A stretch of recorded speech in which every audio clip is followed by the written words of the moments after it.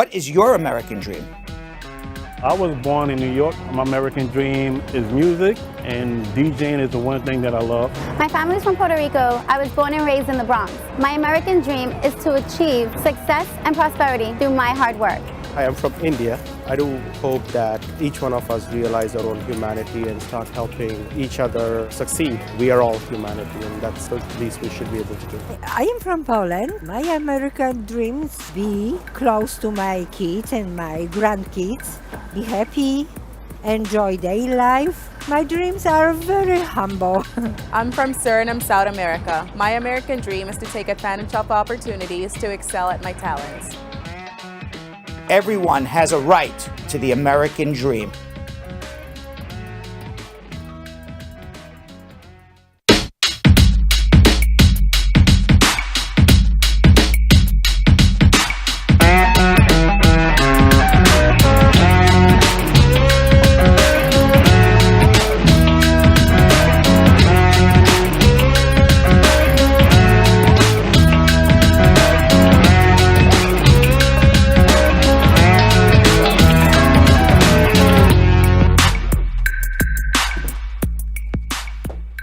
Welcome, everybody. It is Monday, April 25th, 2022. My name is Brad Bernstein. Jonathan Yo-Yo Elias sharing the desk with me, as always. Yes. How are you, sir? I'm great. How are you doing? Mr. Baltimore this weekend. Yes, I was. I was Mr. Baltimore this weekend. Yes, I saw you posting some oxtail. Yeah. I see. Okay. I got my eye on you. Uh-oh. You shouldn't say that out loud because my doctor said no red meat for a little bit. Why?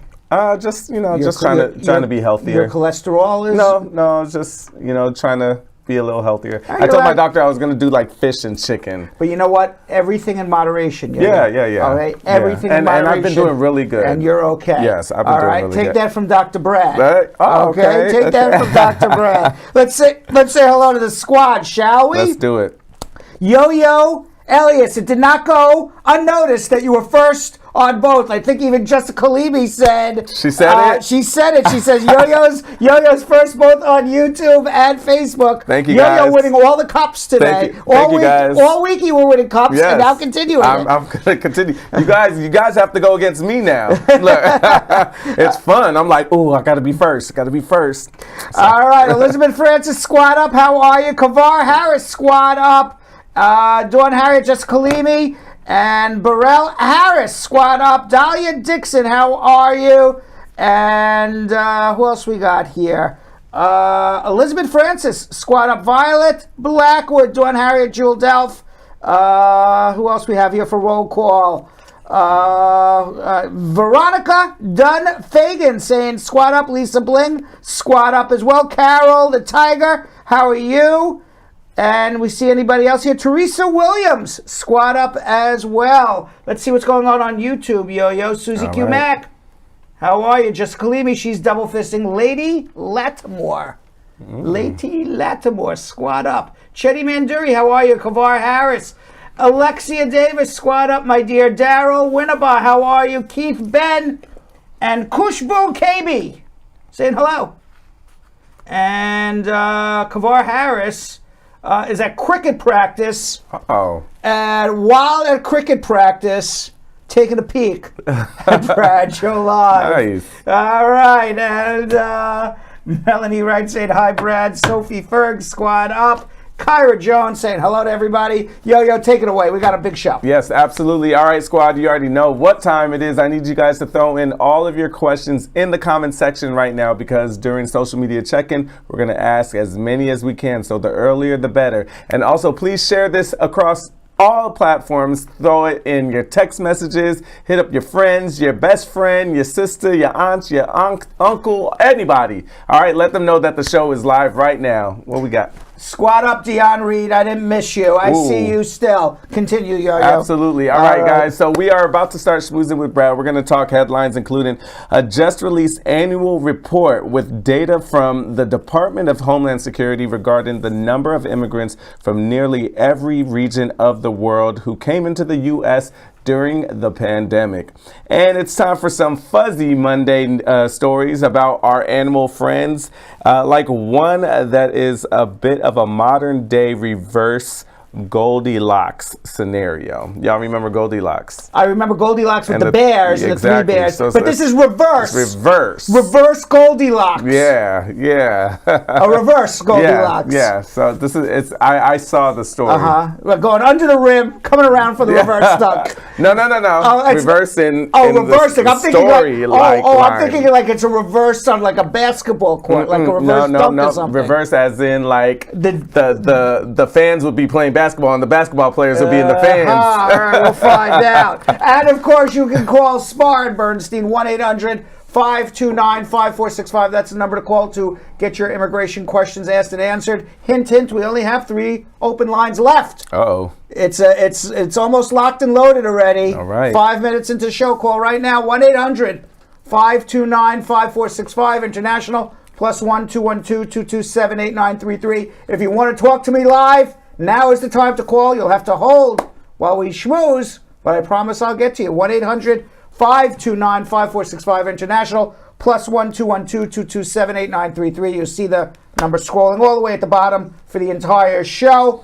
And later in the show, we're going to meet first-generation Dominican American contemporary artist and graphic designer Tony Peralta.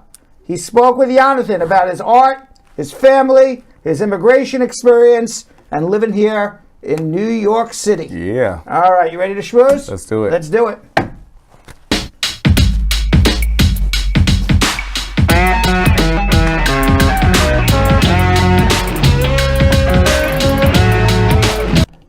So, Jonathan, you want to know where America's immigrants are coming from? Oh. You want to know? I've got them all here on my card now. Okay. The statistics are out. All right, from where? Yeah, now? 700,000 people obtained their lawful permanent residence last year in 2021. That is down from a high in 2016 when it was almost 1.2 million people. So a dramatic drop of almost 500,000 less green cards in 2021. Mm-hmm. I think we have the pandemic to thank for that, along with the pumpkin in the White House. Absolutely. I am sure now, as Biden gets into year 2, 3, and 4, and the pandemic hopefully is in the rearview mirror. Mm-hmm. Hopefully. Right. Hopefully it's in the rearview mirror. Those numbers will start to get a little higher. The most permanent residents came from, drumroll please, Mexico. 100,325 green cards to Mexican citizens. Another 46,000 moved from India.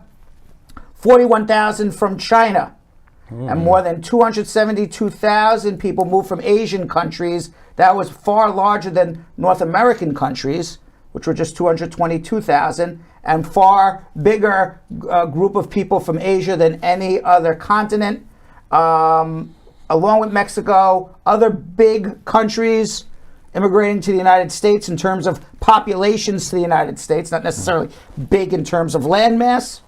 Dominican Republic, El Salvador, Cuba, and our buddies in Jamaica. I know we have a lot of viewers in Jamaica, right? Yes. And the growing number of Asian immigrants, Vietnam, the Philippines, South Korea, Afghanistan, and Pakistan all contributed also to tens of thousands of new permanent residents in the United States.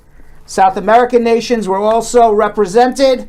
62,000 new immigrants, green card holders from South America. And leading the charge was Brazil, Venezuela, and Colombia.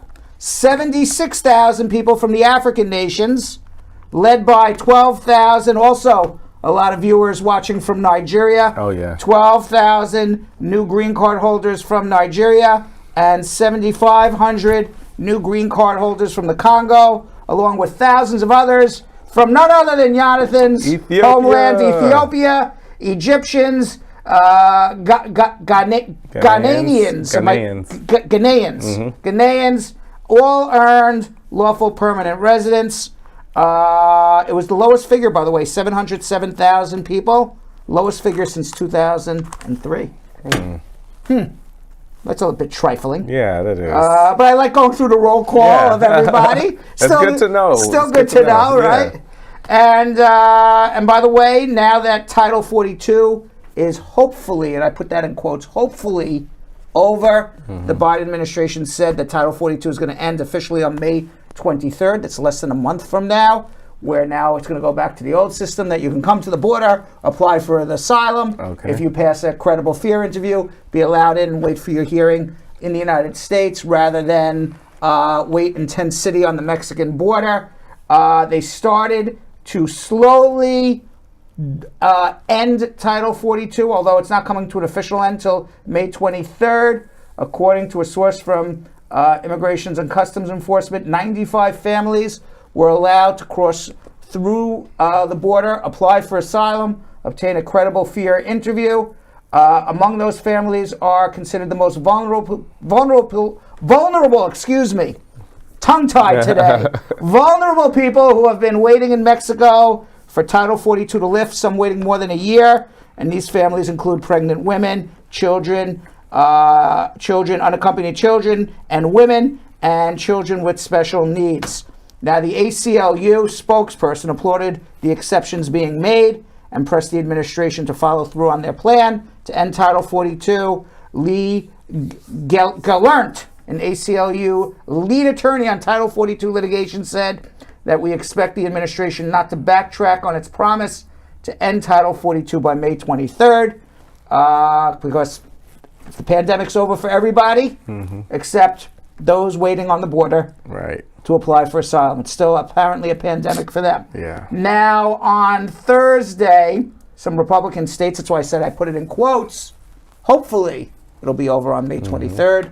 Republican states have made a lawsuit against the Biden administration to stop him from ending the Title 42 program, which prevents people from applying for asylum at the border. And the Biden administration has to respond by 1 p.m. on Friday and show a judge why they did not violate their own rulemaking procedures. We'll see if what a judge does on there. Yeah. We'll see what happens. And you remember last week, we talked about Governor Abbott in Texas, and he decided that he was, as the state governor, going to enforce his own immigration laws. And after trucks and people who were crossing the border from Mexico went through Immigrations and Customs Enforcement, he decided to have state enforcement go through each truck to find undocumented immigrants being hauled in the back of the trucks. They found nothing. Yes. Well, Perryman Group, an economic consulting firm in Texas, estimated that this 1 week stunt, I don't even think it lasted for a week, cost the state of Texas more than $4 billion. What? Just for that? Just for that. It cost the equivalent of 77,000 jobs across the entire economy. And it was, by the way, it wasn't even a week. My apologies. 30 hours. What? A 30-hour... I'm sorry, Abbott's stunt delayed people up to 30 hours. My apologies. I was about to say, yes. $4 billion and 30 $4 billion, but it delayed trucks more than 30 hours to cross the border. The city of Pharr in Texas is singled out as the site of one of the busiest land crossings in the country, and Abbott's stunt cost the area nearly $200 million for every single day in losses just for that particular city. The Dallas Morning News reported recently that the biggest losses were to the manufacturing sector, which took more than a 50% hit, followed by retail trade, wholesale trade, financial activities. Manufacturing and retail made up the bulk. It was a huge political stunt to get him some political capital. It cost $4 billion for his political stunt. Doesn't sound too smart to me. Now, to other than to Elon Musk, that's a lot of money. Yeah. Right? To everyone but Elon Musk, that's a lot of money. Mexican President Andres Manuel Lopez Obrador called the right-wing governor's order a despicable way to act, and he questioned even whether Abbott had any authority to engage or interfere in international agreements. And of course, Abbott responded to the president of Mexico's remarks by threatening to reinstate his policy, claiming he has the capability at any time to resume his unnecessary inspections. So one of two things are going to happen. Either Abbott is bluffing or he's going to do it again. What? All right? That'd be crazy. And if he does it again, he's going to blame Joe Biden for everything. But right now, the Perriman Group said it could take weeks for businesses to get back to normal. And Democratic challenger Beto O'Rourke tweeted, quote, Abbott just single-handedly cost us more than $4 billion as he jacked up inflation across the state. And now Abbott, again, it's all about making immigration a cultural wedge issue. We talk about it day after day after day. So immigration has nothing to do with running the state. It is a federal issue, immigration. Yet Abbott is running. He is running for re-election for governor of the state of Texas on an immigration platform. And I probably wants to use that as a springboard to run for president of the United States. Oh, what? Should Trump not run? Now, Governor Abbott said he is considering declaring that there is a, quote, invasion under the United States Constitution, an invasion of people coming across from the Mexican border and using state personnel as a result to deport migrants. He says he can do it under the Constitution. I have no idea if he could or not. I'm not a constitutional expert. But he says he can do it, and he can invoke Article 4, Section 4, Article 1, and Section 10 of the U.S. Constitution. I never heard of this before, but he claims he can do it. And it's to exercise extraordinary wartime powers and use state law enforcement to immediately turn back migrants at the border. Now, he hasn't done it yet because privately he's saying he's not sure if he can do it or not. Right. And all I can tell you is just from my own general opinion, because I'm not a constitutional scholar, but if state law enforcement starts deporting people across the border, that would be probably a crime for unlawful detention, unlawful deportation, unlawful stop, unlawful seizure, and it's being done with intention, not even being done negligently. So I would assume that would ultimately be not only a civil offense, but probably criminal offense as well. David Beer, he's an associate director of immigration studies at the Cato Institute. He's an expert on this issue. This is what he opined. An invasion isn't just an overstatement. It's a completely unserious attempt to demand extraordinary military-style measures to stop completely mundane actions like walking around a closed port of entry to file for asylum or violating international labor market regulations in order to fill a job. I kind of agree. And did you see the Supreme Court struck down the equal treatment of Puerto Rican United States citizens? Oh, no. Yeah, court held by 8-1, and it made Puerto Ricans ineligible to receive disability Social Security income. Really? So if you're a disabled Puerto Rican and you want to collect Social Security disability, you cannot do it anymore. Yikes. Yeah, and the reason, people who are born in Puerto Rico are U.S. citizens. Right. But you don't pay federal taxes in Puerto Rico. Okay, so that's why. The rationale, according to the court, was that just as not as every federal tax extends to residents of Puerto Rico, so too not every federal benefit program extends to residents of Puerto Rico. So Puerto Rico's got to do one of two things. Okay, either they got to decide to become an independent country, or they got to decide to become the 51st state. Right. But being kind of in the middle leaves them, without representation, without representation in Congress. Now, if you're a Puerto Rican and you want to collect SSI disability, the solution is move to one of the 50 states. Right. You could easily get on a plane, change your residence, and now you can collect it. You're a U.S. citizen. You just can't collect it living on the island of Puerto Rico. Okay. So that's where that is. At least they could still. They could still do it if they had to. Yeah. Right. So there was a big election in France, I don't know if that was of interest to you. It was interest to me. Yeah, my family went to French school in Ethiopia, so. And it was a election between a moderate to liberal Democrat-style politician, who is Emmanuel Macron, and a right-wing authoritarian person, more in the likes of somewhere to the right of Donald Trump. Oh, okay. Not even Donald Trump, but to the right of Donald Trump.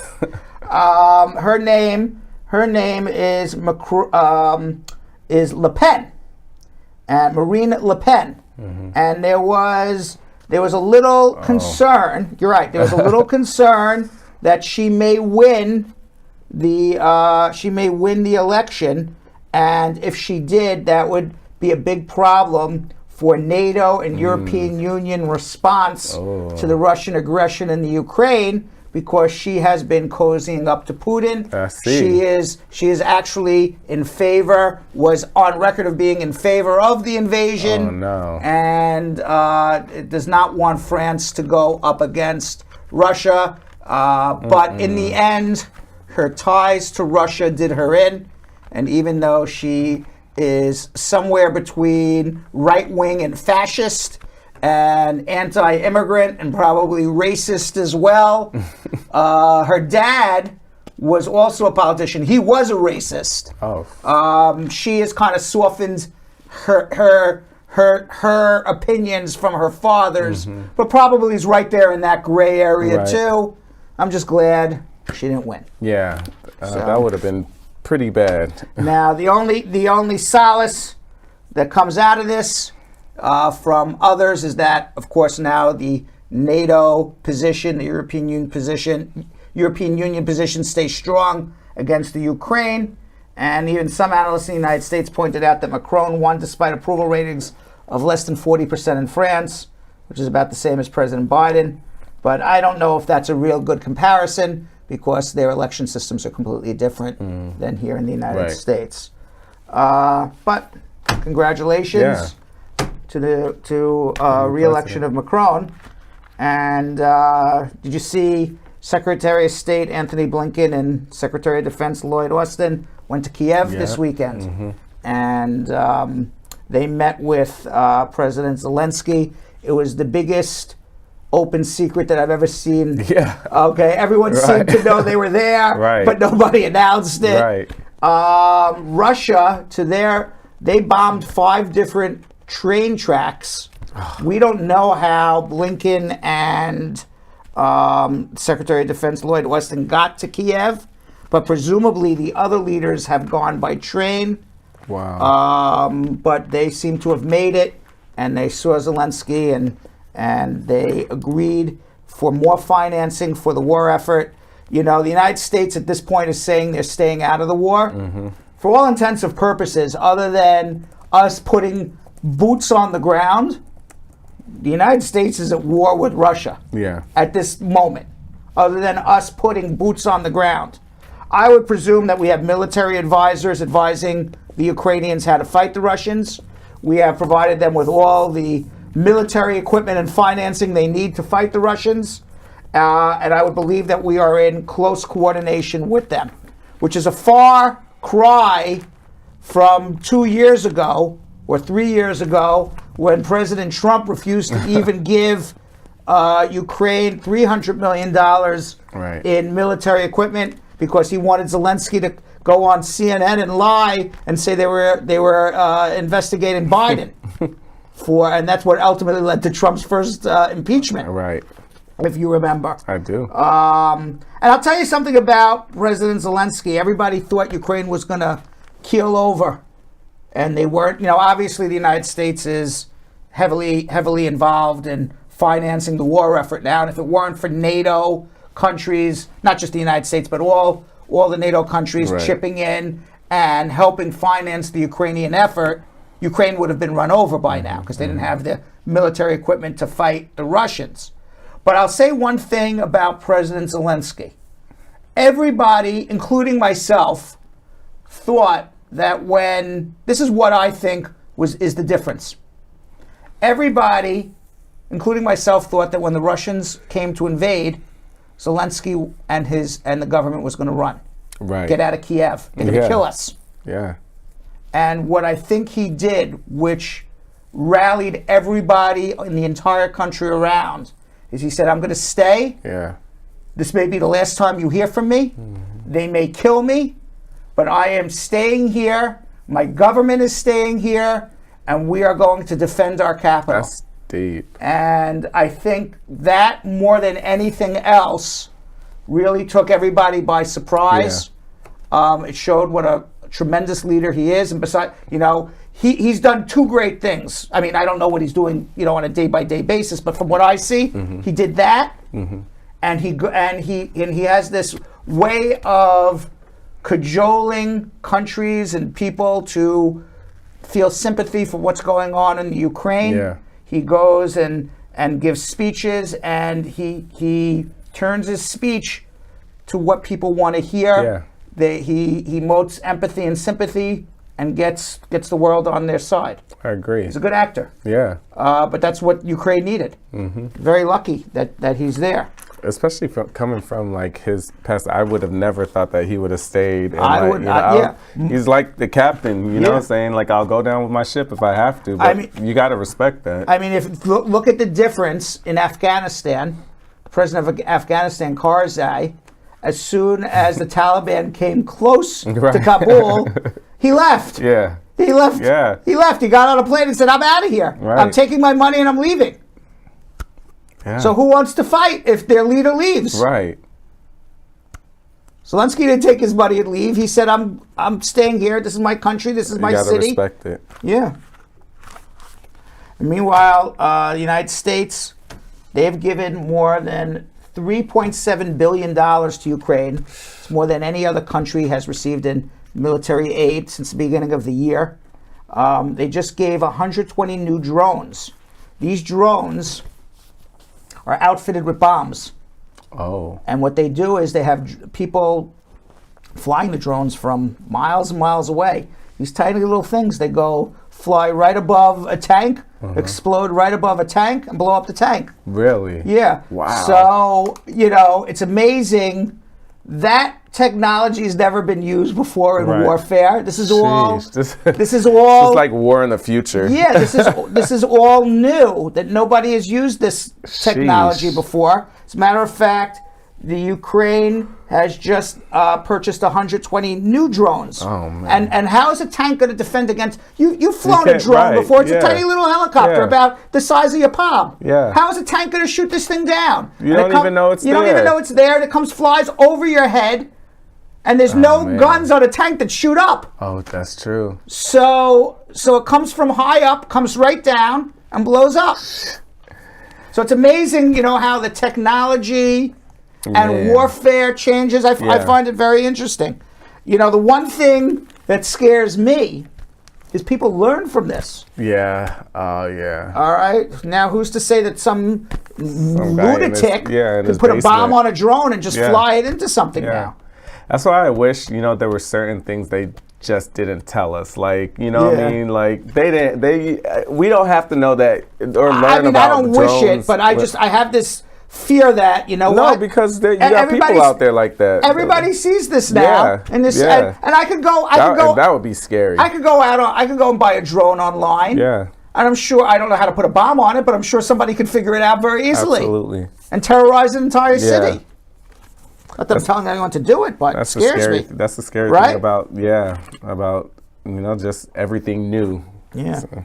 The United States also gave the regular military, the howitzers, those huge guns, 155 millimeter howitzers that can shoot from miles and miles away. Yeah, one of those babies. Sheesh. But look how big it is compared to the person. Yeah, you don't want to be anywhere near that thing when it comes down. Yeah. 37,000 rounds of ammunition. All being sent into Ukraine. Wow.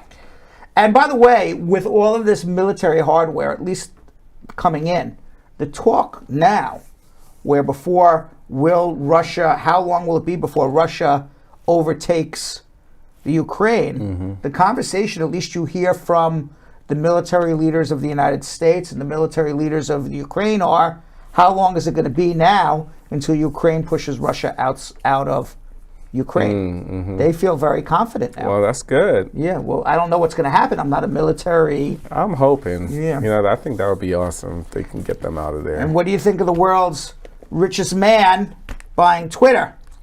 Scary. Yeah, $44 billion. It was the Twitter board agreed to get $54.20 for every share of Twitter.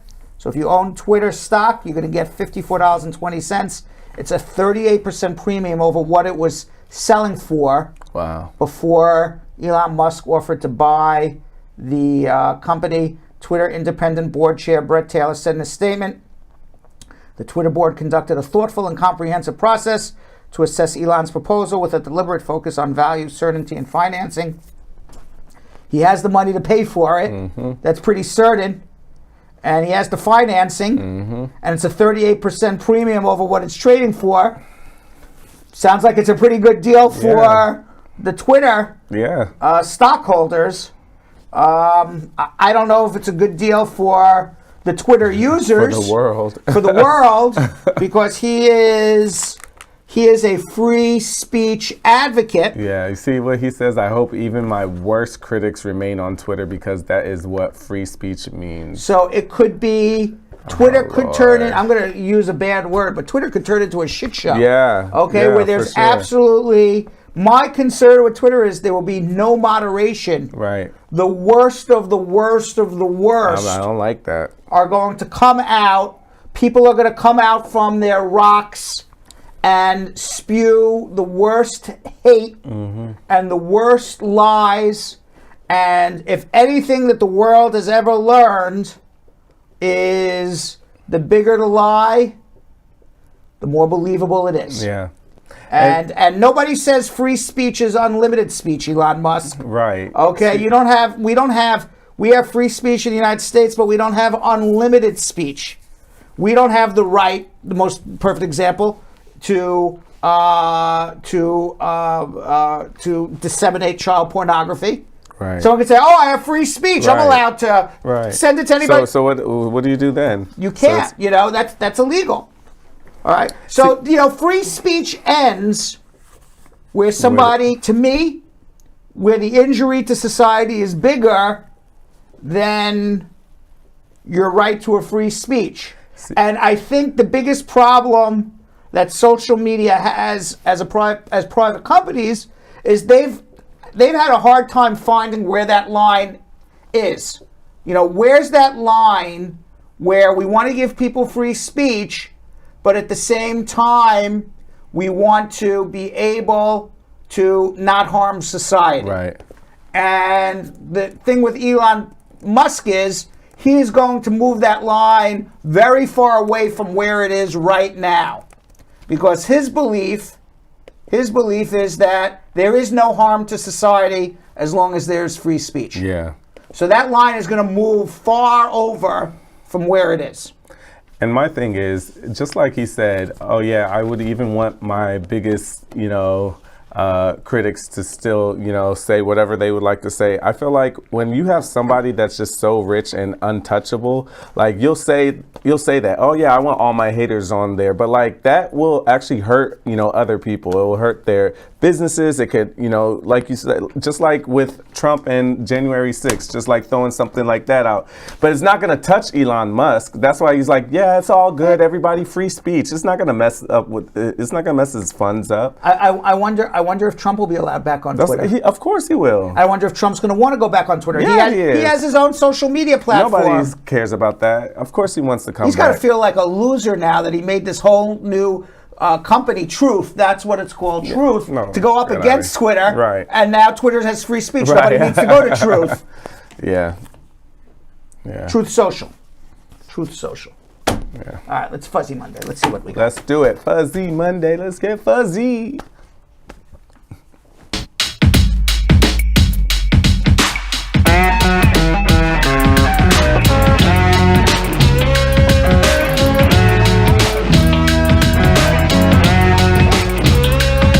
Why, Yo-Yo, why is everyone saying you don't want to look like Urkel? Because they want me to throw my glasses back on. They want me to throw my... I'll bring them back. I got my contacts in. Yo, looking like Urkel. They was like, it's a fashion statement. Yeah. All right, so here's the reverse Goldilocks scenario. A California family discovered 5 bears were sleeping in their home, under their home.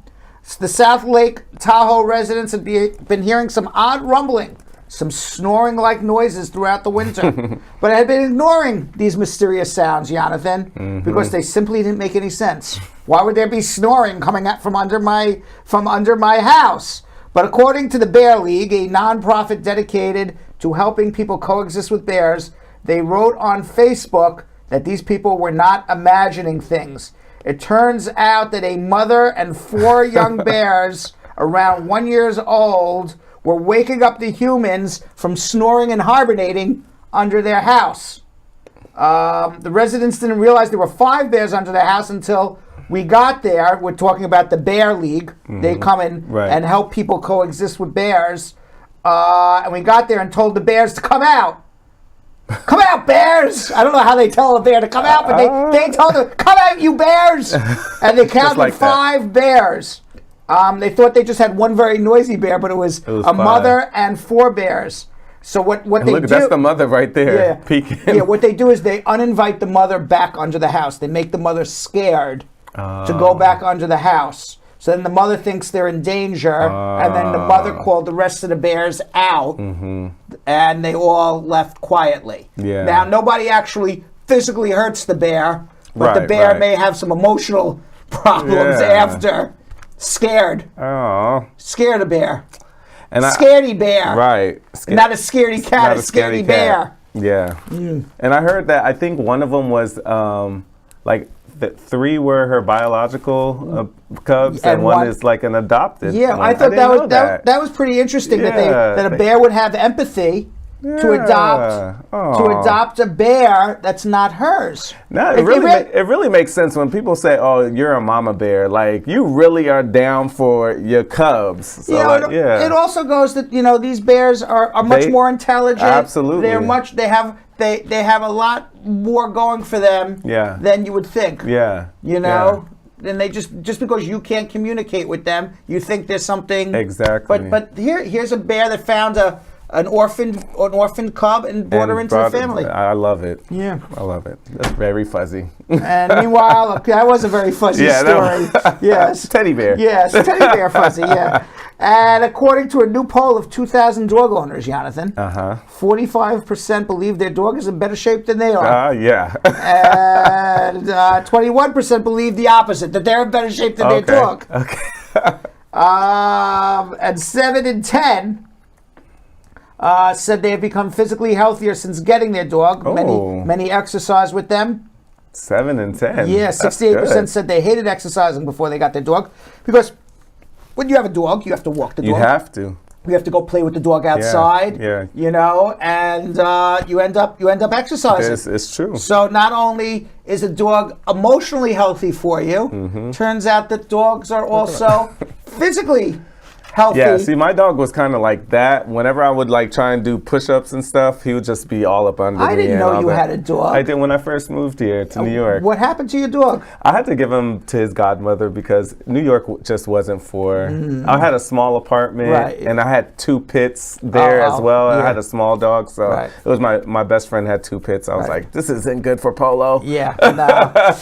So he's in Florida enjoying the sun. He's retired to Florida, right? Yeah, no, he loves it, so it's okay. Now, according to Sean Booth, a reality TV personality, fitness trainer, and spokesperson for Origin Amazing Grains, said the benefits of owning a dog extend well beyond companionship.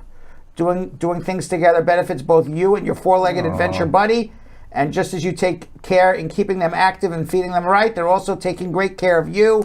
Dogs are active animals. Working out together is mentally stimulating, builds trust, and strengthens your bonds. And I have to say, Yo-Yo, the dog with the dumbbells. I have to say, I read this, I want to go get a dog again. I know. Well, you're on your own when it comes to that, because Jessica Leamy says, still don't want a dog. I got kids. I guess if you have kids, you got to chase kids around. Yeah, that's good exercise too. I want to get a dog. I definitely want to get a dog again. I think I can. And by the way, the world's oldest living Chihuahua has been discovered by the Guinness Book of World Records. The Chihuahua's name is Toby Keith. The singer. Not the singer, it's a Chihuahua. Born January 9th, 2001. Is 21 years, 66 days old. That's the real Toby Keith. That is the real, right. By the way, they look alike. Right. Put a hat on that dog. Right. You got Toby Keith right there. The dog's owner, Gisela Shore, told Guinness, people can't believe how good he looks for his age. I mean, if that's a 21-year-old. He looks good for his age. That's a 21-year-old dog? Wow. Yeah. Wow, no wrinkles, 21 nothing. years old. No wrinkles, wow. no nothing. That's a good-looking dog. Yeah. Yeah. I couldn't believe, I can't believe 21 years old is the oldest Chihuahua. I know, right? That seems like that's the oldest dog? No, oldest That's the Chihuahua. oldest living dog. Oldest Chihuahua on record. This broke the record for oldest Chihuahua. World's oldest living dog. Is it oldest Chihuahua? Chihuahua. Okay. The oldest dog ever recorded was it's the oldest living dog alive right now. Yeah. This is the oldest living dog alive. Crazy. 21 years old? Maybe there's an older one. I would believe there could be an older one. 21 years for a dog is a long time. Yes. That is a long time. That's 20, that's 7, that's 140 years old. Yeah. In human life. That's old. It's an old 140. Oh. I just saw that the oldest living human just died. It was like 119. Oh, wow. Yeah. And according to Guinness, the oldest dog ever recorded was an Australian cattle dog that lived to 29 years and 5 months. Oh, woo. Yes. Whoa. And I think we got to get to TikTok time. All right. In this edition of TikTok time, I explain AR-11 and filing for an undocumented parent. Let's watch.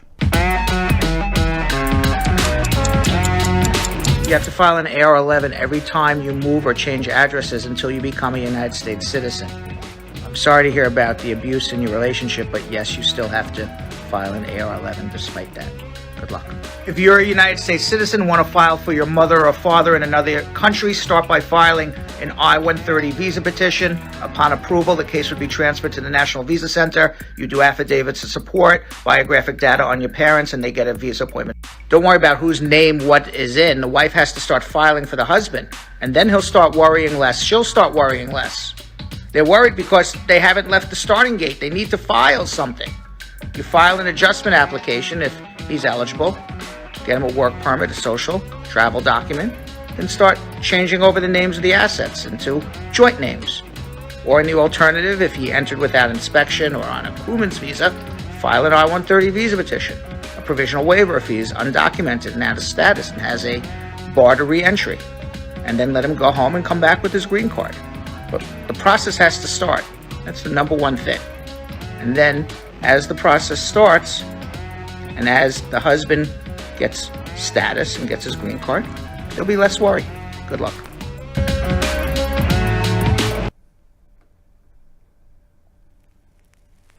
Here we are.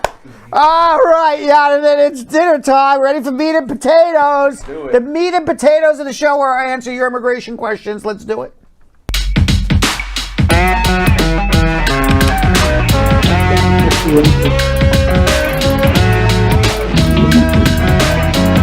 All right, Roxanne from Leesburg, Florida, you're up. What do you got for me? Hello, everyone. How are you? I'm wonderful. I have two questions. Yes. I have been, my husband is here. He overstayed. We've been married for approximately 2 years. I am a nationalized citizen. However, I lost my certificate. Can I still file without that if I have my U.S. passport? You absolutely can. They have. I can? You can, absolutely. You have a U.S. passport. They have a record that you're a citizen. So they'll look it up. They'll confirm it. But how? even though the form is asking for my certificate number, Just write unknown lost. unknown lost. Yeah. All right. And then put a copy of your passport. It's perfectly fine. Okay, wonderful. Second question. Yes. Is my husband able to work?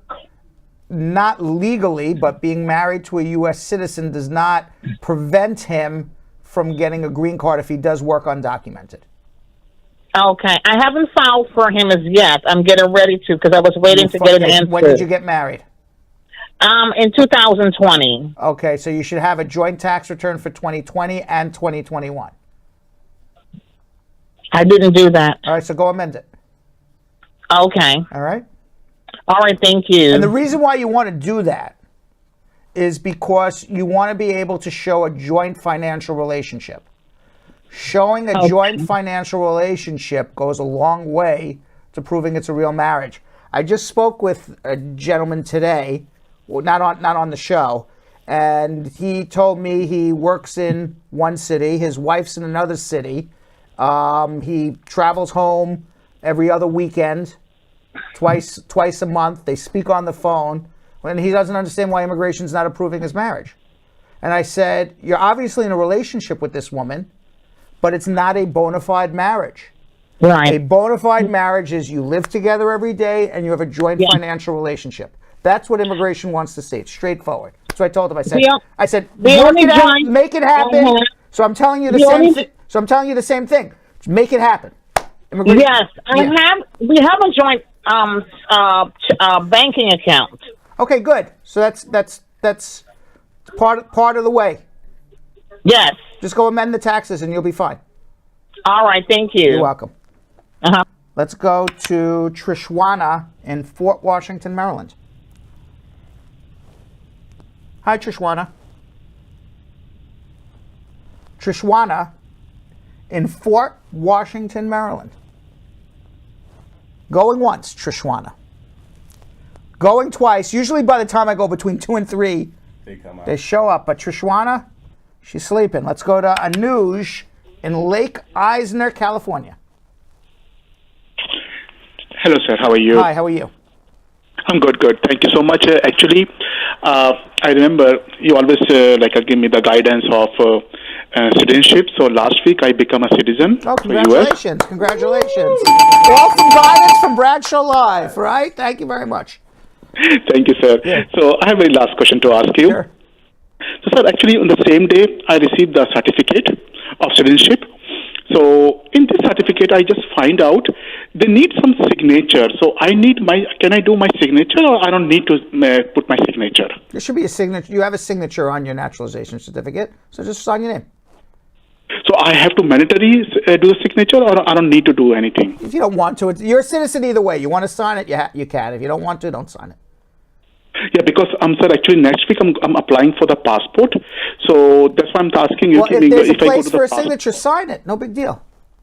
Okay, just and any regular pen using like a blue or a black pen. or Use a black pen. Black pen or any pen using this one. Black right? pen. Go buy a black pen for 99 cents and sign it. Okay, so use a black pen, right? Yes. Okay, so I need to sign this one, otherwise they not accept this certificate for the applying for the passport. I'm sure they'll give you a passport anyway if it's not signed, but sign it because that's the proper thing to do. Correct. I understand. Yes, sir. Okay. Thank you so much. I appreciate it and God bless you, Thank sir. you. Thank you. All right. Nice man, but we're arguing. Just sign the goddamn thing. With a black pen. Louise Charles in Bandera, Texas. Yes, sir. Can you hear me? Yes. Doing good. I have a couple questions, Mr. Brad. My kids had gotten approval for their 130. That was a couple years back. You sponsored them? My wife did. Uh-huh. Your wife's a citizen or a resident? She's a citizen. How old are your children? They're under 18. Okay. And what is your question? They sent me a notice of intent to revoke the I-130 because the embassy asked for a document, and I did send it to them, which was the marriage termination with the mother of my kids, and they returned the case to USCIS, and I have received that notice intent to deny the case because they said for clarification of termination of marriage. Where are you from? I'm from Haiti. Okay. So, did you submit a divorce decree from the National Archives? Correct. I did that. Okay. So then maybe they think there's something fraudulent with that? I don't know. I don't know. I don't think so. I don't know what you're looking at, but obviously they have some sort of concern with your divorce decree. Now, generally speaking, when the divorce decree comes from the National Archives in Haiti, that's usually good enough. I don't know what the problem is with the divorce. Does the divorce show that you got married to wife number 2 before you were fully divorced from wife number 1? Did you submit a NISI or was like a full divorce? It was, I'll tell you what the problem is. The problem is when I sent the I-130 petition, it did not include the divorce paper. Now the embassy said the case shouldn't have been approved without that. That's the reason why they sent it back to USCIS, and they asked for it. Okay. All right. So I'm sure USCIS will see that you're legally married to the children's stepmother, and it should get approved. Yes. Now, what they asked me to do is to send English translation with that original. What is your question? What is your question that you have for me? My question is, the paper they sent me, the notice they sent me. There's a note saying that I need to send back the requested evidence in the enclosed envelope. But there was no enclosed envelope, so so then just make your own envelope and send it back. Well, with what address? Because apparently the sender address, that's the only one on there. It did not indicate what address to send it in. The address should also be on the notice of intent to deny or revoke or whatever you got.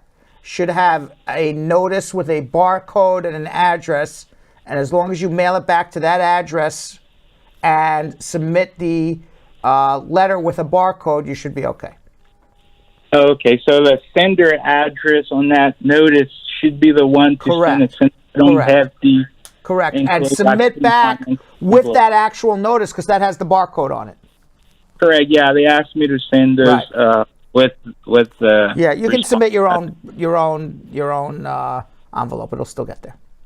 Okay, I was wondering because there was no envelope, and I was like, I don't know even. We're good now. We're all good. So good luck on that, and let me know if there's any other problems. Okay. And one more question, Mr. Brad. After I submit those documents, and usually what the time frame to? It's supposed to be 120 days, but these days it's a lot more. So, do you think that? I read some stuff. I think it's going to be more than 120 days. I don't have an answer on the day you will get an answer. Yeah, what I was going to ask you is, I read some stuff where they said when the USCIS reaffirm it, and then the NBC come out. I don't know. They said the case closed. Can that be the case? I don't know what you're referring to. You have a notice of intent to revoke. You are presumably replying to it. You are presumably going to show that you are divorced from your ex-wife. You are legally married to wife number 2, and they should reapprove the case and resend it back to the National Visa Center. Other than that, stop reading. That's all you need to know. Okay, so since it was at the embassy, they'll send it to National Visa Center or straight to the embassy? You got a notice from the National Benefit Center, and after it gets approved, it will be sent to the National Visa Center. Oh, okay. Okay? Well, thanks, Mr. Brad. Appreciate it. Okay, let's go to, Odin in Georgetown, Guyana. Odin. Hi, pleasant good evening, Good Mr. evening. Bernstein. How you doing? I'm doing okay. Okay, so presently, my question is, so I'm a legal permanent resident in the U.S.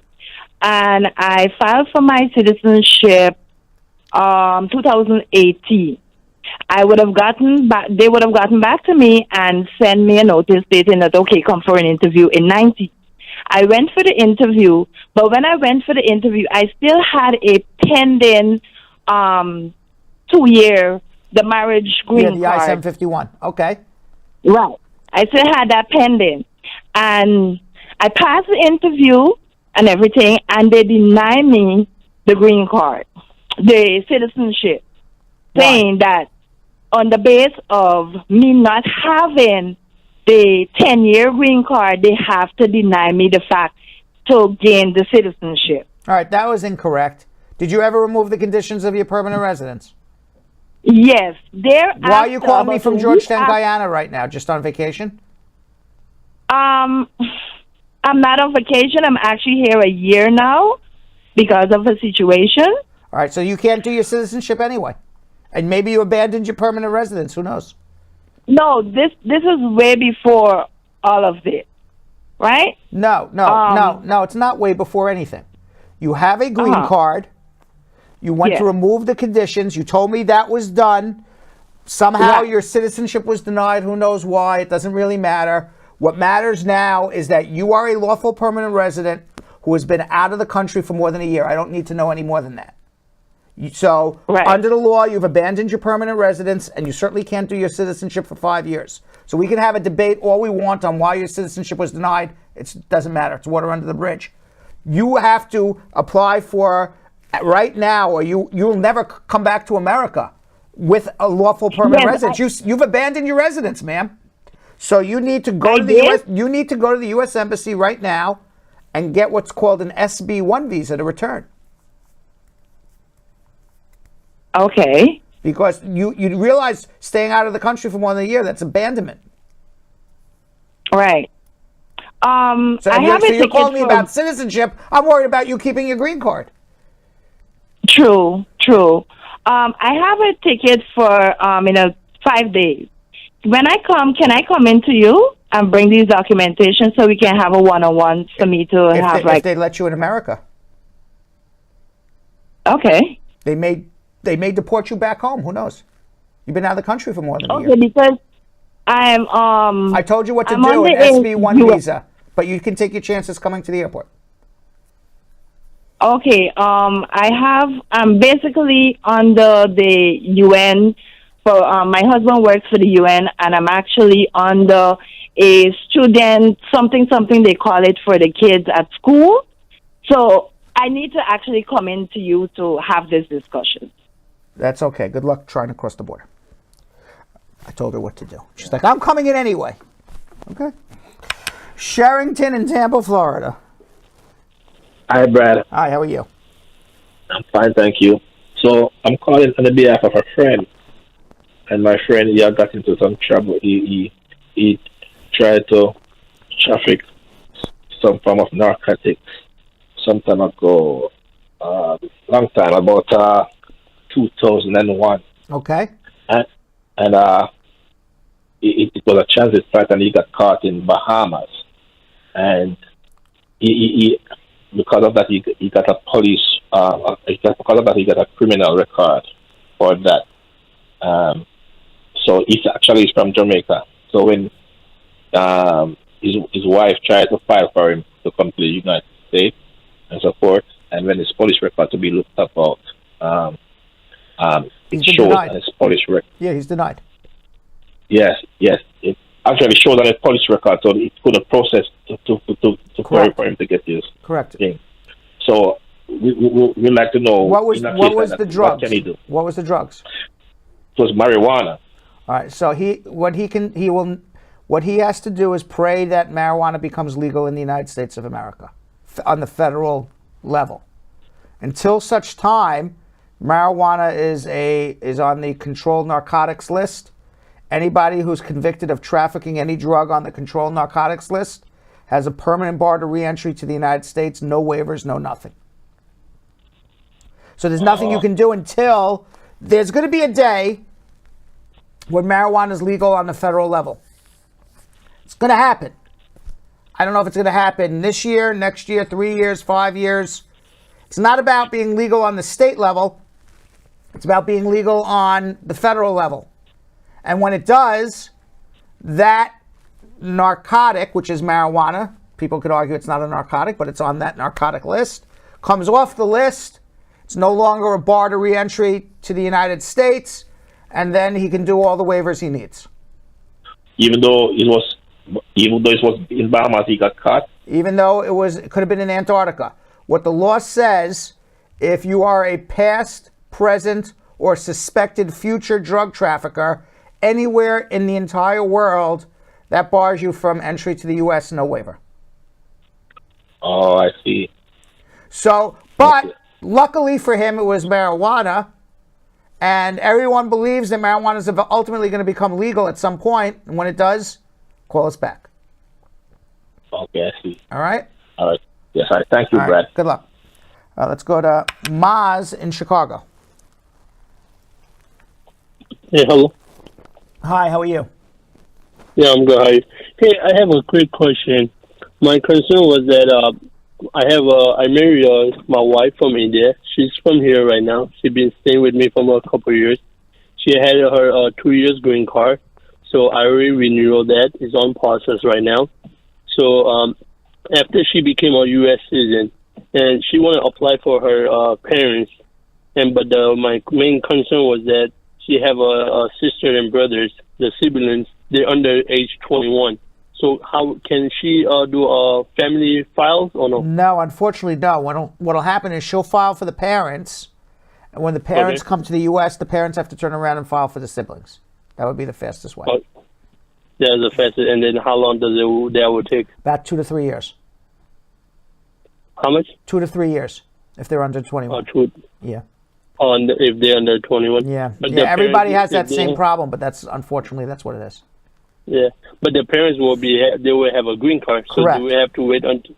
So it's still going to be the same process, like that is 2 the 3 same. years. Yeah. So your wife's going to file for matter? parents. Parents come with green card. The day parents arrive, parents file for children under 21, 2 to 3 years. Then they come with their green card. Okay, they don't have to wait until they become U.S. citizen, right? No, and they shouldn't. Okay, no. Whatever her siblings, they get visitor visa and they're here and their parents is here, so there's a possible they can convert their file? Presumably, if they're here on a tourist visa and they came with the intent of visiting, presumably while in status, they would be able to adjust. Okay, they could do it, right? Yes. Okay, but in theory. their parents... But you can't come here for the purpose of getting a green card. Yeah, but like when they just say her parents just here, and they feel like they just want to come and visit her. But I doubt they would get visitors visas. I doubt it. Yeah, they doubt, right? Yeah. Okay. What if they have visitors right now? Well, then they should come. But then, can they do anything right now? If they come here, can they change any status? No, they got to wait for their parents to come. Oh, they have to wait for the parents to come. Yeah, sounds like you need a consultation. Hold on. Yeah. Let's go to Christopher in Jacksonville.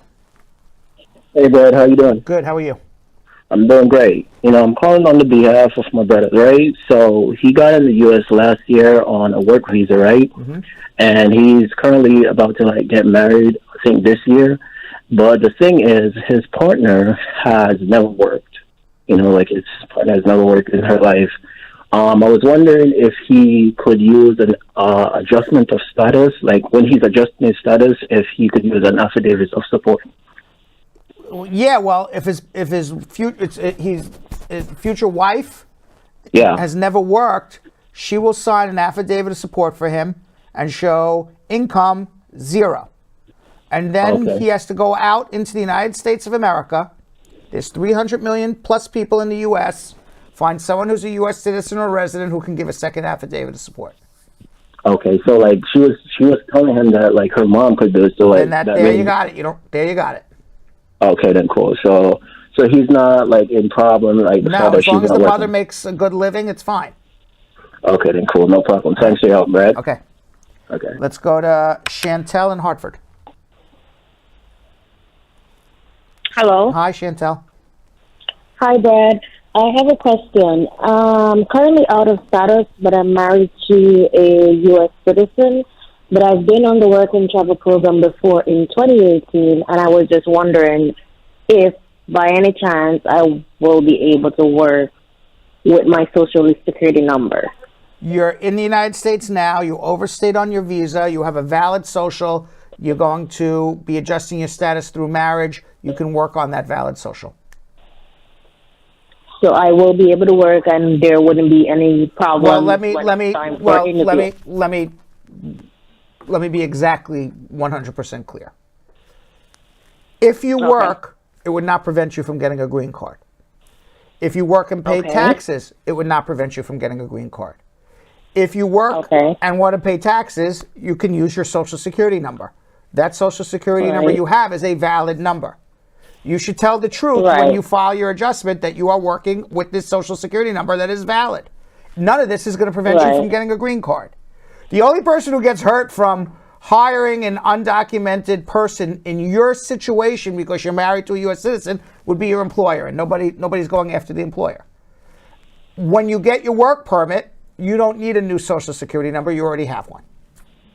Right, because I know the Social Security number never changes. Right. So does that answer your question? Right. It does. Thank you. I appreciate it. Okay. Let's go to Sandra in Philadelphia. Hi, Brad. Hi, how are you? I'm fine, thank you. I have 3 questions. Yes. The first question I have, I got married in 2020 in July, and I filed the I-130 for my husband. Right. And I haven't heard anything. I only got the receipt notice. Where's your husband? He's in Jamaica. And when did you file? 2020. When? I received a notice that on September 2020. Wow, so you're over a year and a half now. Yeah, and All I right. haven't heard any approval or anything. All right, so I think at some point have you followed up?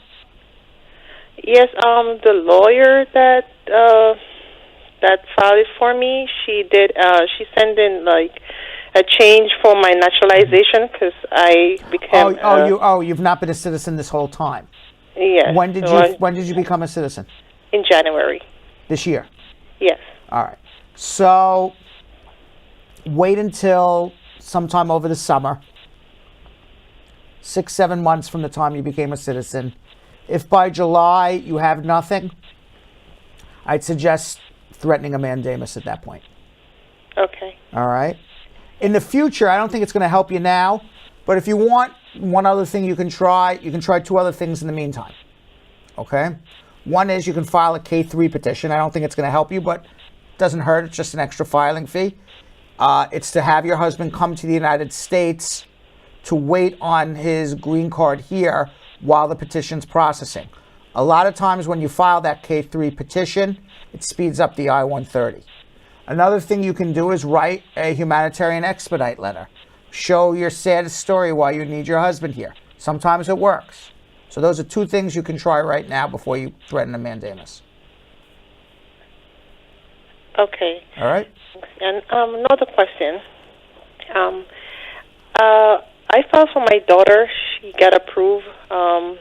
Her document is in the NVC. That's in Jamaica. But the thing is, I need a second affidavit of support.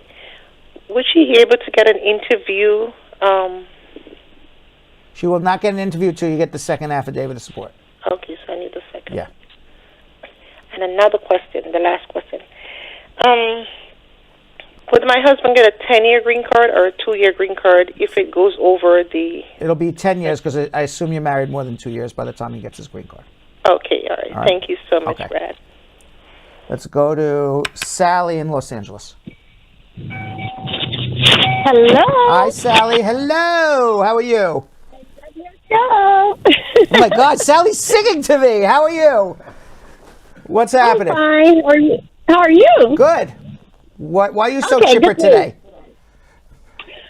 They called us on for our second interview within 20 days. Okay. They didn't call me in the room. And what happened? They just called him. They didn't call me in the room. So what'd they do? The first interview we were together. The second interview, they just called him and the lawyer. And what happened? Come to find out, his wife filed the divorce papers in the wrong courthouse. Where'd the wife file? She filed like at a little subway place, I guess. In a subway, she filed the divorce? No. I'm just saying she filed in another county. So what's the problem? I don't understand what the problem is. Is he not divorced? Well, the problem is that technically we're not married. Oh. Technically, he's not married. Because he was never divorced from his wife.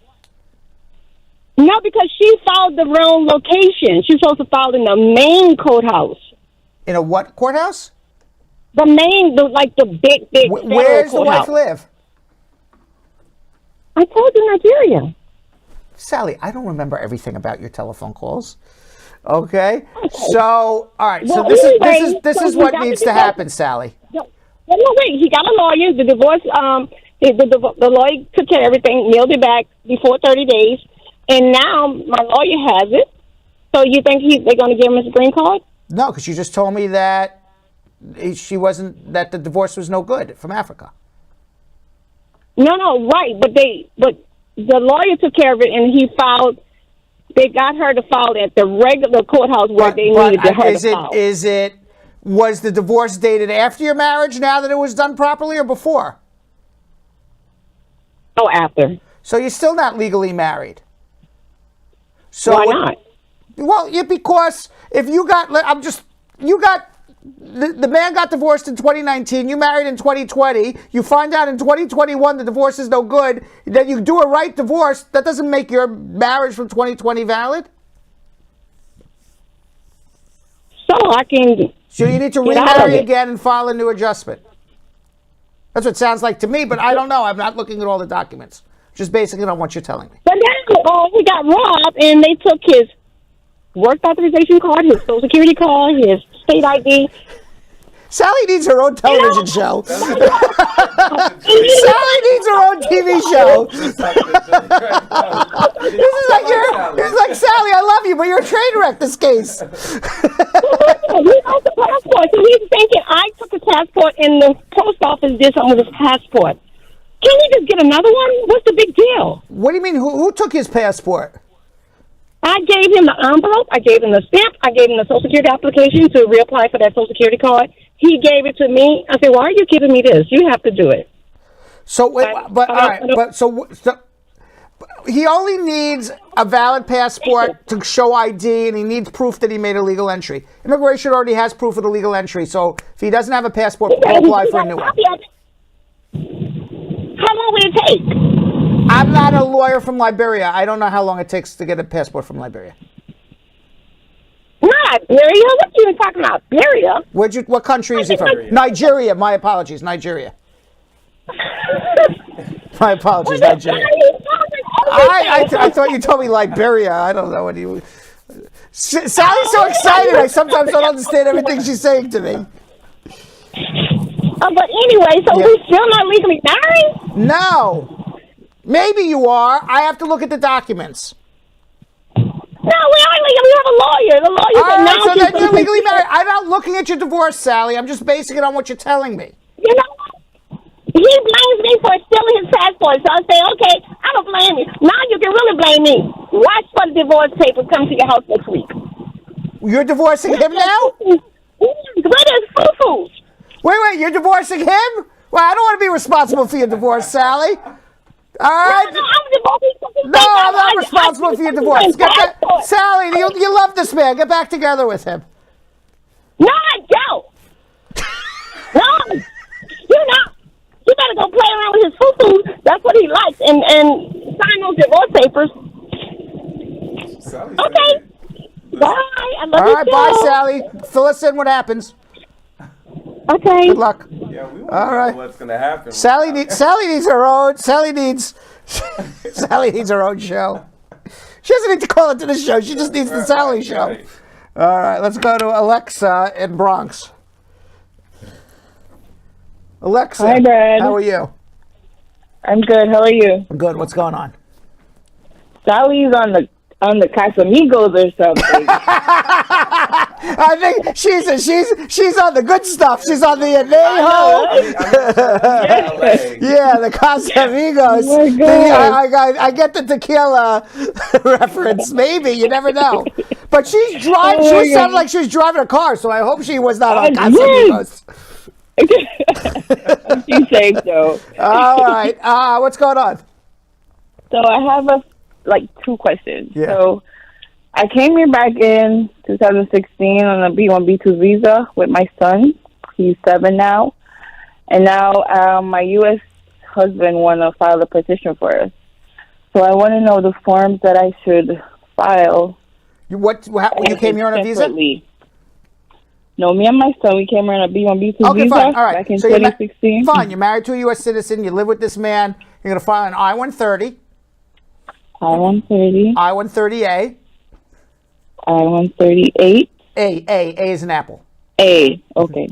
I-864 affidavit of support. I-864. An I-485. Okay. I-45. An I-765 for the work permit. I-765, okay. And an I-131 for the advanced parole. Okay. Your husband's going to file that same package of forms for your son. So one for you, one for your son. The only difference is your son doesn't need an I-130A. Okay. Okay. I got it. And these are all separate for me and my son separately? Correct. Okay. One more question, Brad. So how soon after will my son get travel documents? About 6 months. 6 months? Okay. All right, thank you. You're welcome. Good luck. And I appreciate everything you're doing. My pleasure. Good luck. Let's go to Shamin in Los Angeles. Hello, Mr. Brad. How are you? Hi, how are you? Thank you. Thank you. So my question is, my wife filed a I-485, which has been denied, saying that, and definitely me and my 2 children are her derivatives. So why was it denied? They state that at the time of filing adjustment, she's not in a valid status. Are you a resident or a citizen? No. We filed for the green card on the basis of the approved I-140 of my wife. Okay. Well, how long was she out of status? She was in A1 status, you know. She was in what status? A1. Okay, so she was working for an embassy. Actually, yeah, a spouse of a diplomat. I work as in the embassy, right? Right. So, okay. And our visas was DS, duration of status. Right. But at that time she was in nursing school after the completion of my tenure in the consulate, and then after completion of that, she filed for an I-140. She's a nurse. Were you out of status any time, or were you working as a diplomat the whole time? No. I was also my tenure was done. All right, so then they're correct. She was out of status. She can't adjust. Okay. Yeah. But the question is, if we because there is something in between. We filed for adjustment of status on Section 13, Act of 1957. Yeah, that never gets approved because you have to show your work is in the national interest. Her as a nurse is not national interest. Yeah. And the question is, when they denied this application, in that denial they said that at the time of filing that application, we are in lawful status, but our authorized stay is over. So all right. So this is the situation. Immigration's denying you because they say you are out of status. Right. You're saying you are in status. I don't know the answer to any of this until I see the paperwork, and then I can assess it all. I will show it to you. Yeah, hold on one second. You're going to need to show it to me. Hold on. All right, let's go to Keith in Orlando, Florida. Hi, Keith. Hi, Brad. How are you? I'm okay. I overstayed my time since 2019. Right. So I would like to know what documents do my wife have to get in order to file for me? Your wife's a citizen. Yeah, she's a citizen. You live with her. Yes, I live with her. Okay. Well, it's the same thing I just told the other caller. I-40, you're going to file an adjustment application. I-45, I-130, I-130A, I-864. The I-864, you put 3 years tax returns, job letter, and bank letter from your wife. I-765 for your work permit. I-131 for a travel document. You have to show you are legally married. That's what needs to go in on the application. Legal marriage means you are free to marry this woman. So all your divorce decrees, your current marriage certificate, your birth certificate to prove who you are, and proof your wife is a citizen. That is everything you need to file to get your application in. You'll get a work permit, you'll get a travel document, you're going to go for an interview. When you go for the interview, it's not enough to show legal marriage. It's not enough to show you're in a relationship with this woman. Okay. You have to show bona fide marriage. You live with the woman, you have a financial relationship with her. That's what you will need to show at the interview. But when to get the application filed, we go back to the beginning. You just got to show you're legally married. Okay. All right? Yeah. All right, hold on if you need help. Let's go to Siva in Dallas. Hi, Brad. How are you? Good. How are you? I'm doing great. My question is, I have applied an expedite request for my work permit, and I have a pending Wawa case. And I have not received any information. Do I have to send a G28 form because I have an attorney representing my case? A G28 is sent by an attorney, so your attorney can get information about your case. So, for example, if you hire me and you want me to contact immigration to find out what's going on with your case, unless there's a G28 that is attached to that application or a G28 that gets mailed into immigration after that application is filed, I can't speak to anybody. So the G28 is used by an attorney just so they could have authorization. It's an authorization form. Tells immigration, you've hired me or you've hired whoever as your attorney. Okay. Does that make sense? Okay. I'm not sure why you're asking a G28 question. Because I made an expedite request by myself. So I'm asking... You can always speak to the immigration by yourself. It's just if you want an attorney to speak, you need the G28. Okay. So my next question is, what is the process to make an expedite if I have a pending Wawa case? Why do you need an expedite? Not for Wawa, for my work permit. Is for financial hardship. Okay. You don't have a work permit right now? No. Okay. Do you have the prima facie? Yes, I do. Okay. How long has your work permit been pending? Around 8 months. Okay. Financial hardship is not a reason to expedite a work permit. The only reason they are going to accept now is some humanitarian issue about you have a major medical bill due, or you're about to lose your job and your employer needs your services. I also included some bills regarding the financial burden I have. And I mean, you can say whatever you want. I'm just telling you what works. Okay. All right, see what happens. Keep your fingers crossed. Awesome. Thank you so much. Good luck. All right. And by the way, if you didn't get your immigration questions asked and answered, you can always follow me on Instagram at RealBradBernstein. Drop me a DM. I'll be happy to answer your questions as best as I can. Or I may tell you to just schedule a consultation depending on how complicated of an issue you have.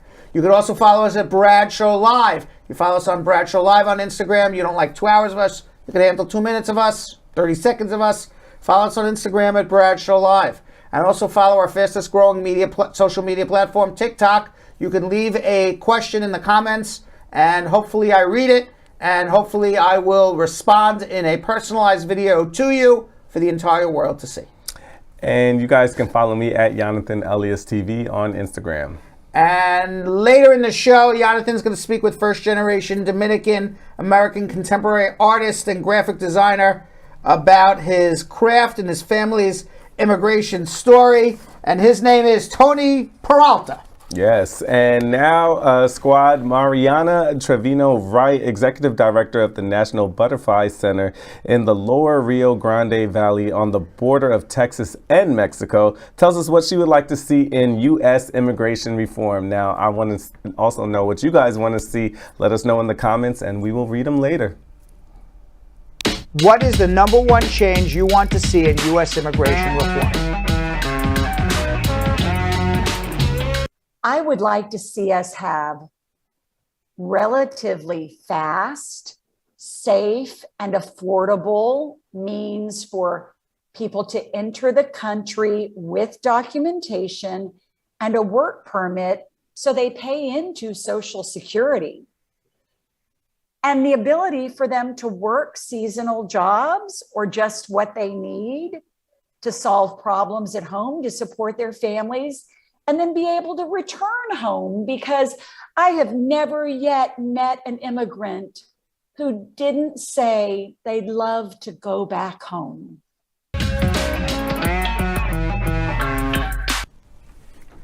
Social media check-in, let's do it.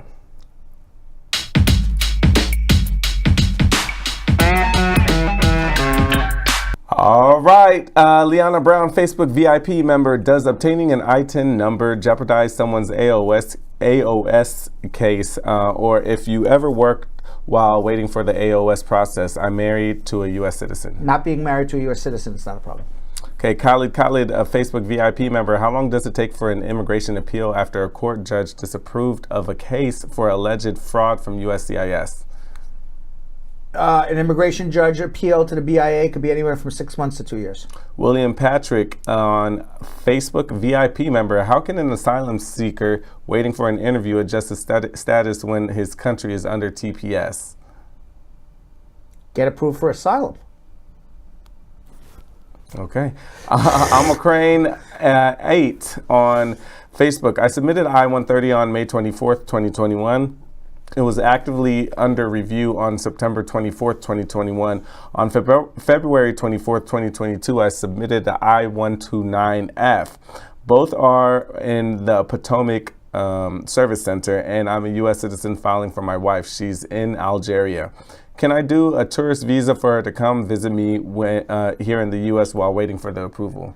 What was the original application he put in? The I-130. You can't do a fiancé visa if you already have an I-130. You can do a K petition for a K3, but an I-129F, unless he was doing it as a K3 petition. I'm not sure what he was doing. Okay. No, you won't get a visitor's visa, though.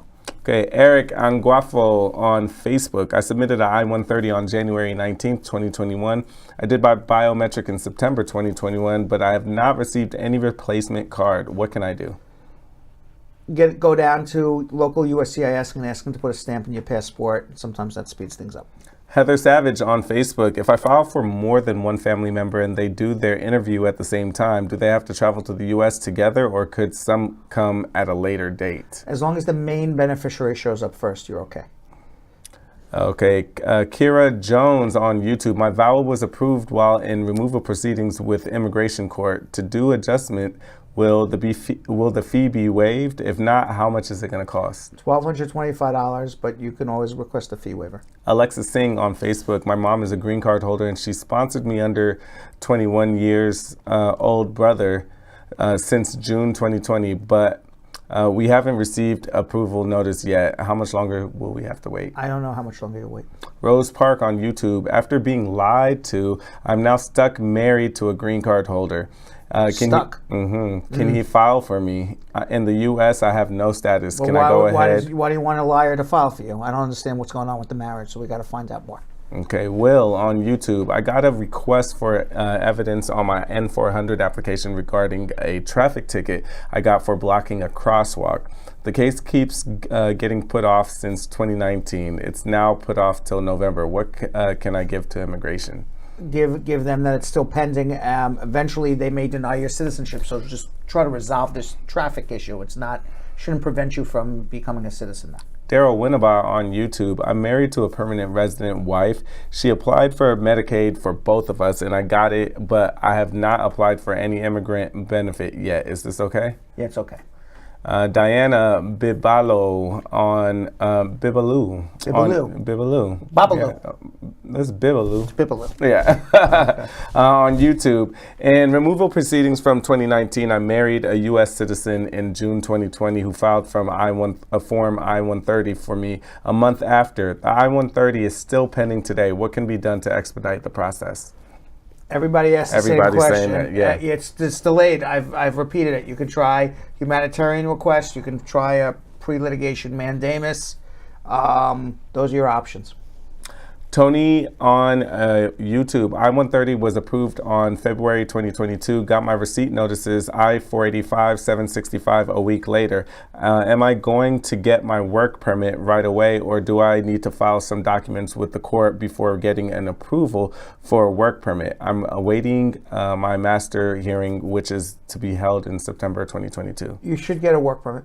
Angeline Lockhart on Facebook. I have someone who came here to New York over 15 years ago and doesn't have any documents. Can her job file for her, and how long will it take? Unlikely, no, because you got to be either 245I or in legal status. You're out of status, so unless you're 245I, you would have to go home and you'd be stuck. Colleen Roan on Facebook. I-765 approved. Got a notice saying I-693 deficient. Then told I'm now in the visa queue to be scheduled for an interview. What does this mean? Bring a medical to the time of the interview. Your medical was wrong. Nakma Kaba on Facebook. My mom was petitioned by her brother and stayed in the U.S. for 2.5 months in 2014, but didn't receive her green card. She left the U.S. in 2015 and never came back. Is taking care of a child living alone, mother is working overseas, a ground to get a waiver to get back to the U.S. She has a green card or she has nothing? The mom petitioned for her brother and stayed in the U.S. for 2. No, I don't know what. But didn't receive her green card. Was she granted lawful residence? I need to know more. Yeah. I don't understand the question. Tanisha Gordon on Facebook. My husband is 75 years old. He's doing my petition. I have a copy of his second divorce, but I can't get a copy of his first divorce. Can he still do the petition without the first divorce certificate, being that she's dead? They got divorced in 1970. Get the death certificate then. Okay. Fariba on Joyar on Facebook. I applied for my brother 15 years ago. My only niece is now over 21, and NVC took her off the application without even giving me notice. What can I do? Nothing. Once she turns 21, she's off the case. Shinyar Onyikweri on YouTube. Can a green card be issued to someone who filed for adjustment of status without an interview if you're married to a U.S. citizen? Anything's possible, but I doubt it. Tanisha Richards on YouTube. My husband is the citizen. He filed for my daughter and her daughter in Jamaica, so he already submitted their affidavit of support and second affidavit for them already to USCIS. Does he need to submit another affidavit when he reaches to NVC? Unlikely, unless the affidavits of support are no longer good. And last one, Tejas on YouTube. My I-360 got approved and my I-485 is already filed. What are my chances of getting a green card from here? I was married to a U.S. citizen. Sounds promising. All right. All right. Tony Peralta is a first-generation Dominican American contemporary artist and graphic designer. He spoke to Jonathan about his lifestyle band Peralta Project and how his parents' immigration story has influenced him and his art. Let's watch.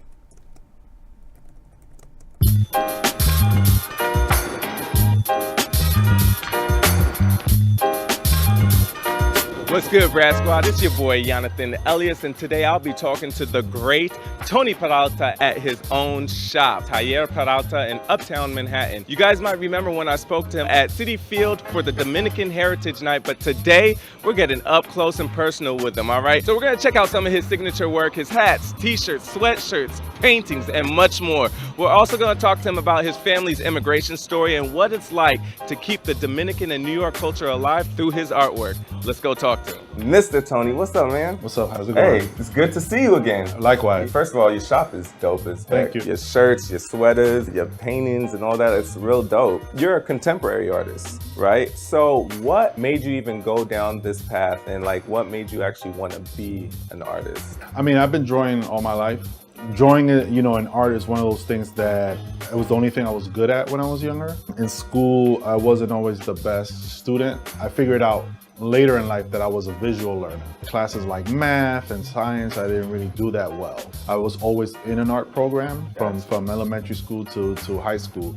After I graduated from college, I wanted to be a filmmaker. I couldn't find a PA job at that time. So after a year of trying to get that kind of work, I got this opportunity to work for this PR marketing company that worked with urban brands. Wow. So 1999, 2000, at the height of like FUBU, academics. Definitely used to wear all of those. All of that, you know what I'm saying? Like Sean John, 555 Soul.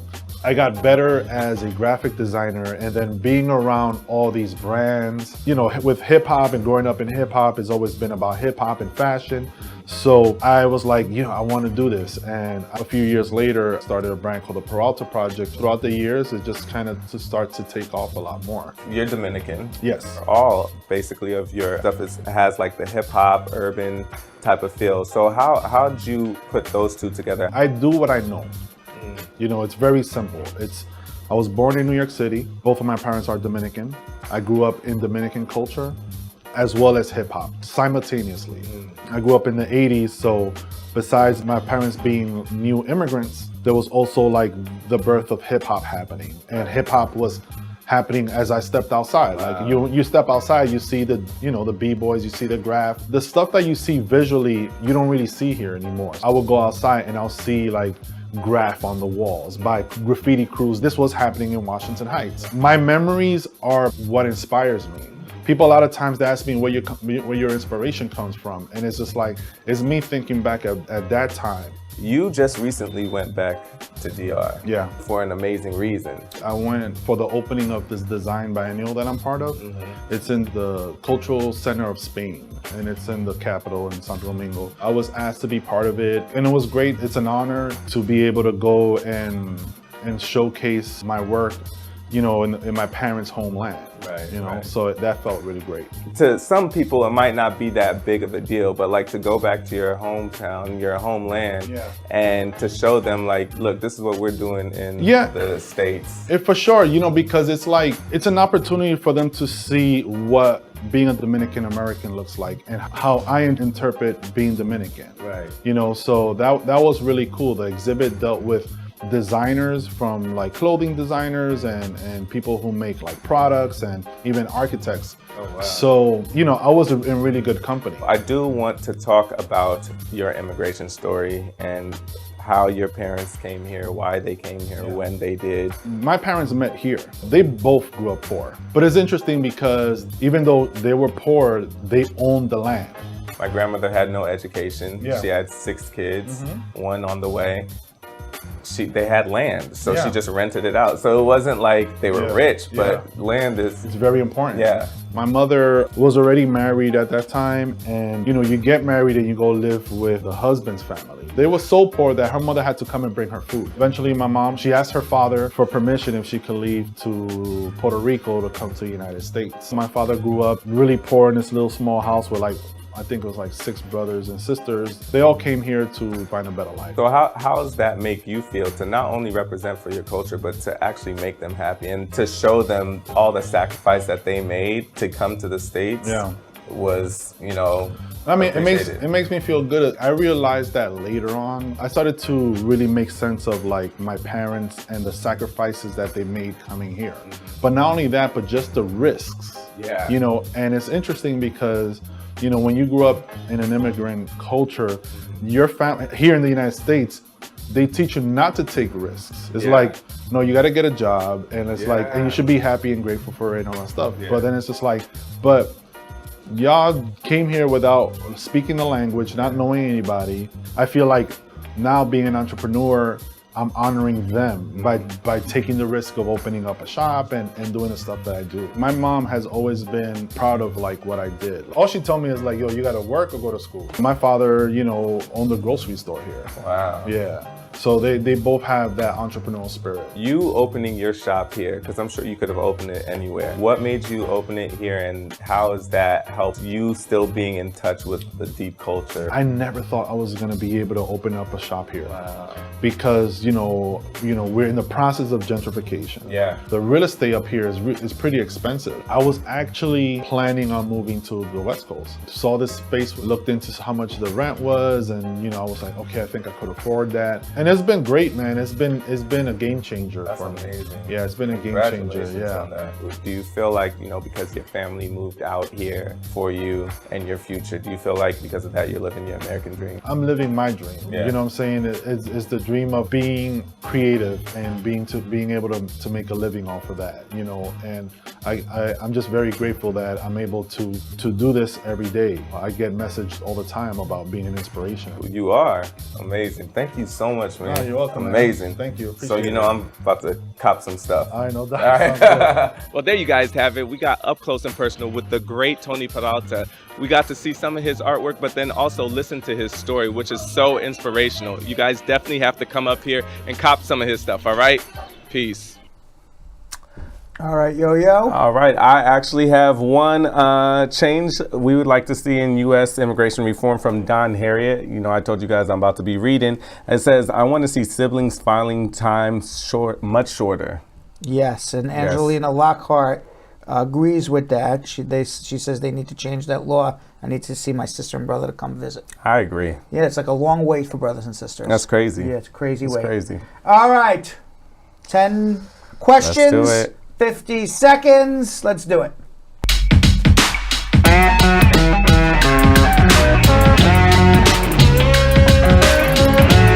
Bedtime, Yo-Yo. Yeah. You gotta wake up. Get our energy going. Let's do it. Let's do it. Will getting a recreational marijuana license affect citizenship application? Shouldn't. I was convicted of a misdemeanor while visiting in the U.S. Will I be able to re-enter? Probably not. How do I get my old immigration records? I'm in Jamaica. USCIS for you. What does your correspondence has been received in USCIS is reviewing it on VAWA case? It means your correspondence has been received and they're reviewing it. Can someone with a 10-year green card apply for their husband who overstayed? Yes, you may need a provisional waiver. I'm a citizen. What forms do I need? Does my husband need for a change of status? I-45, I-130, I-864, I-130A, I-765, I-131. Can a person married to a green card holder file for citizenship in third year of marriage? Yes. Any updates in immigration reform? No. I have a pending asylum case. What form ID can I get? Work permit. Can I travel to another state if I overstay? Yes. All right. That one. There was one question like list all the forms. Yeah. Come on, we got 50 seconds. When I saw that, I was like, But we did really good. They just wanted to blow me up. Yeah, we did really good. They just wanted to see us blow up today. That was a lot.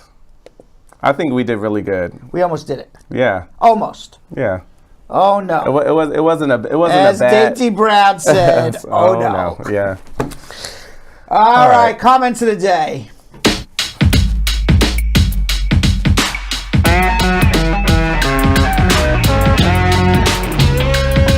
All right, y'all. Our first comment of the day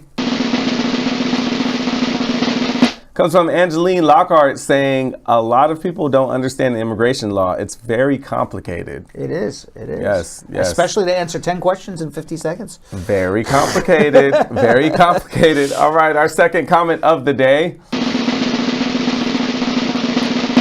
comes from Anu Chandra saying, Sally, calm down. He loves you. Mistakes happen. That's right. All right. Yeah. Yeah. I mean, like come that. on, Sally's ready to get rid of the guy. Right. You were like, don't do it on me. Don't do it, Sally. Yeah. I thought I caused a ruckus in the marriage. She was like, I'm done. All right. And our last comment of the day.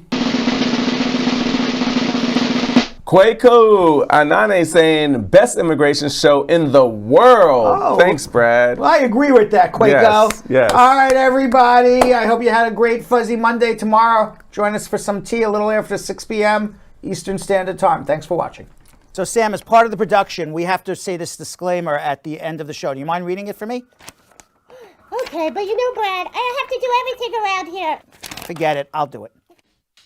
The proceeding was information only and not specific legal advice. Consult an attorney about your individual situation. Prior successful results do not guarantee a similar outcome in the future. To make an appointment with the Spar and Bernstein Law Firm, located at 225 Broadway in New York City, call 1-800-529-5465. That's 1-800-529-5465. Easy to remember, 1-800-LAWLINK. That's 1-800-LAWLINK. Once again, make a call to 1-800-529-5465. And of course, link up with the law offices of Spar and Bernstein, located at 225 Broadway on the 5th floor. If I were you out there, make the call, make the link, make the connection, make it Spar and Bernstein. 1-800-LAWLINK. That's 1-800-529-5465. And visit us now at our Connecticut office, 221 Main Street, Suite 501, Hartford, Connecticut. Visit us in Connecticut or in New York at 225 Broadway. That's 1-800-529-5465. 1-800-LAWLINK, 1-800-529-5465.